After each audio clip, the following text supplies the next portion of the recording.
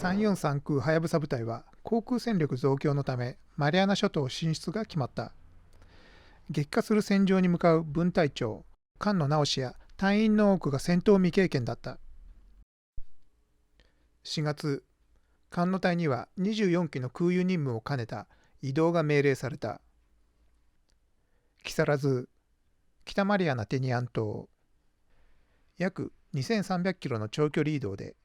隊員に行方不明機が出た。菅野はテニアン島で報告を済ませると、はぐれた部下の安否を気遣い、短期で捜索に出ようとした。整備兵は猟奇を伴うことを勧めたが、劣気が気になり捜索に集中できないと断り、短期捜索に向かった。マリアナ方面に現れる米軍爆撃機は主力が B-17 から B-24 に入れ替わっていた。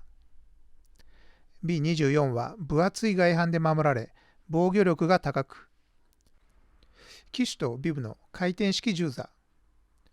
胴体、上部、下部に球形銃刀を持つ機体もあり、ハリネズミのように強力な火力を備えていた。マリアナ諸島に展開した343空はやぶさ部隊は、連日のように襲い来る B-24 と護衛機を迎え撃ったが、はやぶさ部隊の損害も大きなものだった。菅野は敵の目を自分に引きつけ、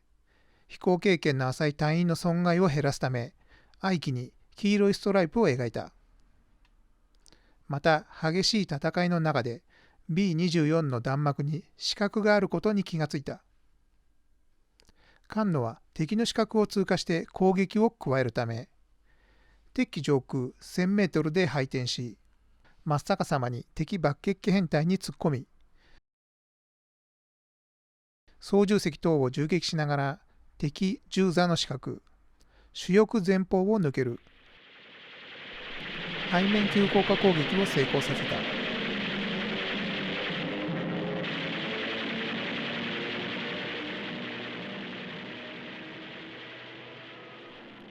攻撃を行いながら時速500キロ近いスピードで飛行する敵機の主翼前方ギリギリを垂直に突き抜ける戦い方は危険を伴ったが、菅野と烈機はこの方法で敵爆撃機撃墜撃破を重ねた。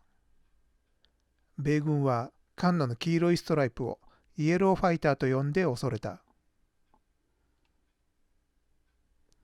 6月343空は激戦を続けるも、米軍の攻撃はさらに激しく本格化していった。6月15日、サイパン島米軍上陸。6月19、20日、マリアナ沖で日米海上決戦が行われたが、日本海軍は空母3隻に400名を超える搭乗員と航空機を失い、マリアナの七面鳥打ちと呼ばれる大敗を喫した。343空はやぶさ部隊は海戦に続くマリアナ諸島攻防戦で壊滅。生き残った隊員の多くはフィリピン・ダバオに移動。7月9日、サイパン陥落。米軍は直ちに B-29 の基地建設を開始。1944年7月10日、343空解体。菅野は同日、第201海軍航空隊戦闘306飛行隊分隊長に着任。すでに輝かしい撃墜数を誇る杉田正一や杉田の烈機、葛西智和など、263空生き残りも率いることになった。着任早々、ダバオの町で、公費10機の隊員4人が飲み屋で乱闘を起こした。酔った葛西が殴った相手は憲兵隊長だった。憲兵隊は隊員の後を追うように201空に押しかけ、4人の身柄を要求。対応に出た菅野は、そんな奴は知らない、部下は渡さない、と要求を突っぱねたが、憲兵は連日現れた。7月16日、201空は、ヤップ島敵迎撃任務の隊員派遣要請を受けた。激戦が続くヤップ島だったが、憲兵の追及から隊員を守るため、菅野はヤップ島派遣隊に志願。当事者4人に杉田を加え、ダバオを後にした。杉田正一は実力と実績から不遜な態度も見えたが、部下をかばう菅野に心酔していった。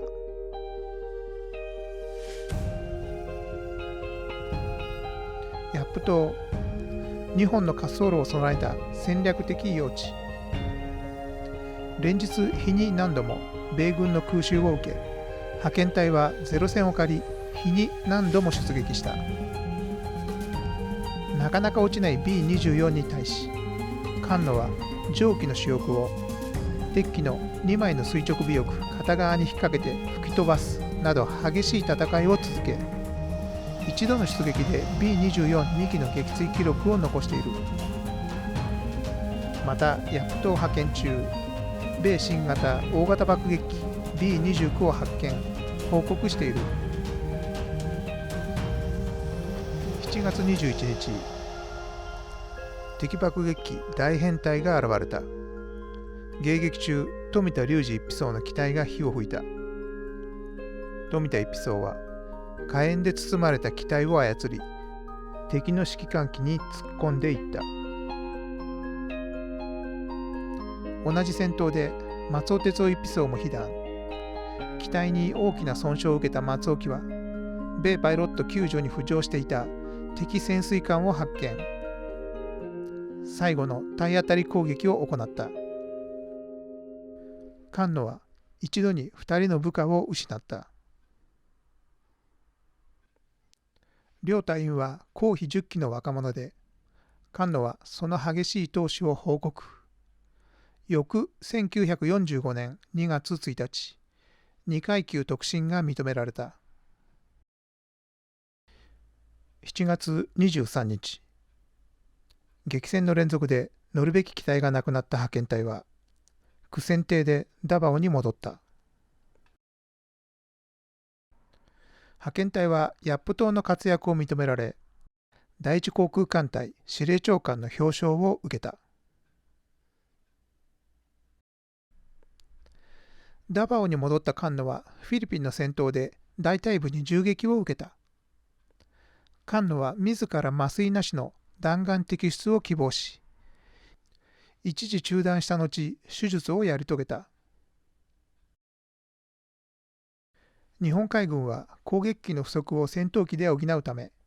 ゼロ戦で対艦反超爆撃訓練を行い、米軍のフィリピン来航に備えた。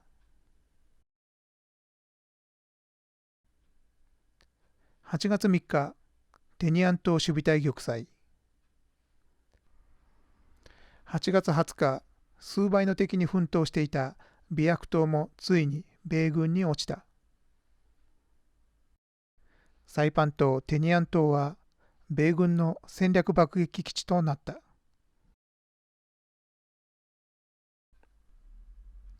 一高官司令部となるフィリピン・ダバオは、今本格侵攻が始まってもおかしくない緊張状態となった。9月9日、ダバオ沿岸に連合国上陸の一報が入り、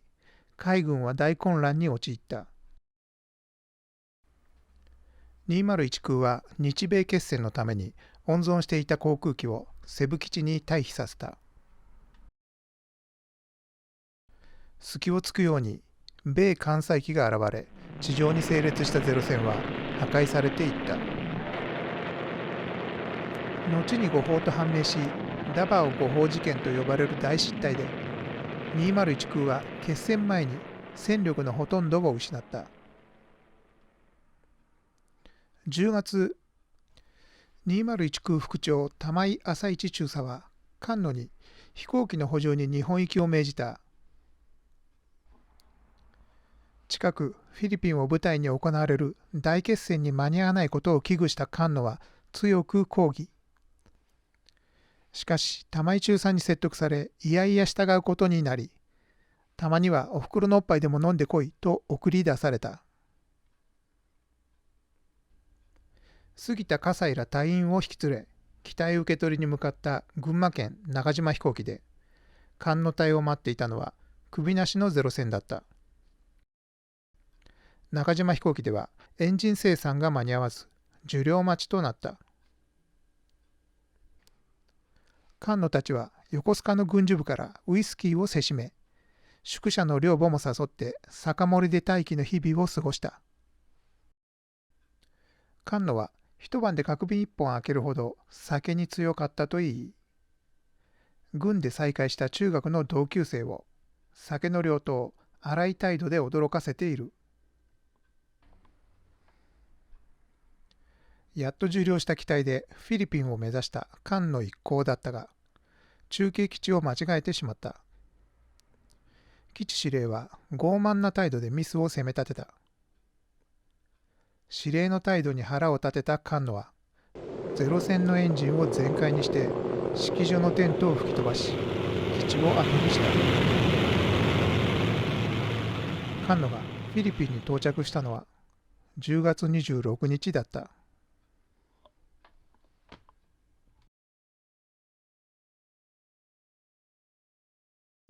菅野が機体受領に火を費やしていた10月17日、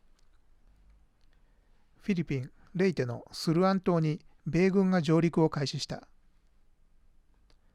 米軍の本格侵攻に海軍は小1号作戦を発動。残存戦力のすべてをつぎ込み決戦を挑んだ。10月19日夕刻、ルソン島マバラカット201空本部に一高官長官に内定した大西滝次郎中将が訪れ、特攻攻撃を玉井中佐に提案した。大西中将はすでに201空山本栄司令から同意を得ていて、提案に賛同した副長玉井中佐に陣線を任せた。玉井中佐は一高官専任参謀井ノ口力兵大佐の海軍兵学校出身者を指揮官にという意向を受け、菅野直しを真っ先に思い浮かべた。しかし嫌がる菅野を送り出したのは玉井自身で、菅野は未だ期待していなかった。玉井中佐は菅野の海軍兵学校クラスメート関幸夫隊を特攻隊指揮官に、隊員は公費10期生を中心に選んだ。10月20日、新風特別攻撃隊編成。特攻隊は10月21日から敵艦目指し出撃を繰り返し、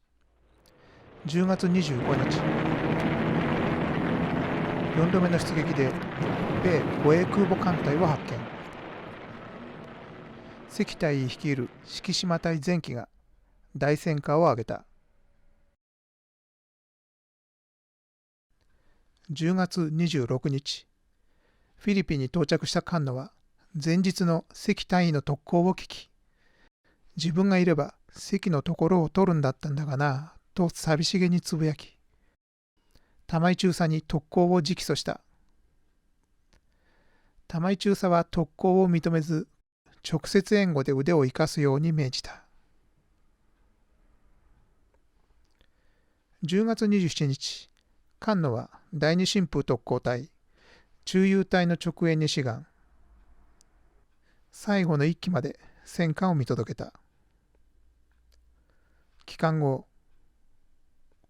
菅野の戦果報告を聞いた中島忠中佐は、戦果が大きすぎる、何か間違ってないか。レイテに行って本当に体当たりしたのか、本当に目撃したのか、と口にした。あまりの言葉に菅野は激怒。中島中佐を睨みつけ、ガンホルダーの拳銃をそのまま床に5発発砲。静まり返った部屋を後にした。